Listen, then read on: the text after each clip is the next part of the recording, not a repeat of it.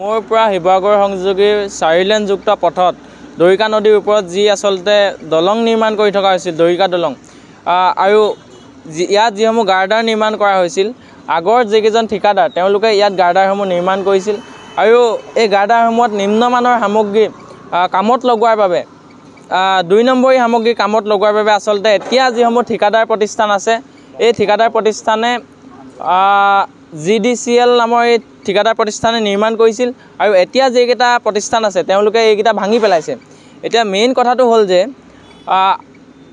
যেতিয়া এই খুঁটাবোৰ নিৰ্মাণ কৰি থকা হৈছিল তেতিয়া ইঞ্জিনিয়াৰ ক'ত আছিল, তেতিয়া NHDCL ক'ত আছিল, তেতিয়া কিয় নিৰীক্ষণ নকৰিলে? এতিয়া যে কামটো বেয়া হৈছে বুলি বস্তু নিম্নমানৰ সামগ্ৰী লগাইছে বুলি ভাঙি পেলোৱা হৈছে, এই কিন্তু আগৰ যিসমূহ খুঁটা আছিল সেই খুঁটাকেইটাৰ বাবদ কিন্তু ঠিকাদাৰে ধন উলিয়াই লৈ গ'ল। এটা খুঁটাত 60-70 লাখ টকা ব্যয় হৈছে, সেই পইচা উলিয়াই লৈ গ'ল। তেতিয়া কিন্তু 4 লেনৰ কিন্তু কৰ্তৃপক্ষই কোনো ধৰণৰ ব্যৱস্থা গ্ৰহণ নকৰিলে। আজি পৰ্যন্ত কিন্তু কোনো ধৰণৰ ব্যৱস্থা গ্ৰহণ কৰা নহ'ল।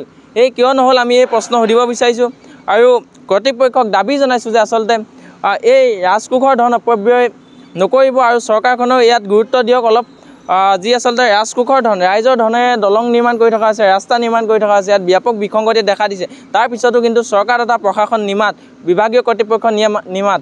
মোৰ পৰা শিৱসাগৰ সংযোগী 4 লেনযুক্ত পথত দৰিকা নদীৰ ওপৰত যি আচলতে দলং নিৰ্মাণ কৰি থকা হৈছিল দৰিকা দলং আৰু ইয়াত যিসমূহ গাৰ্ডাৰ নিৰ্মাণ কৰা হৈছিল আগৰ যিকেইজন ঠিকাদাৰ তেওঁলোকে ইয়াত গাৰ্ডাৰসমূহ নিৰ্মাণ কৰিছিল আৰু এই গাৰ্ডাৰসমূহত নিম্নমানৰ সামগ্ৰী কামত লগোৱাৰ বাবে 2 নম্বৰী সামগ্ৰী কামত লগোৱাৰ বাবে আচলতে এতিয়া যিসমূহ ঠিকাদাৰ প্ৰতিষ্ঠান আছে এই ঠিকাদাৰ প্ৰতিষ্ঠানে GDCL নামৰ এই ঠিকাদাৰ প্ৰতিষ্ঠানে নিৰ্মাণ কৰিছিল আৰু এতিয়া যেইকেইটা প্ৰতিষ্ঠান আছে তেওঁলোকে এইকেইটা ভাঙি পেলাইছে। এতিয়া মেইন কথাটো হ'ল যে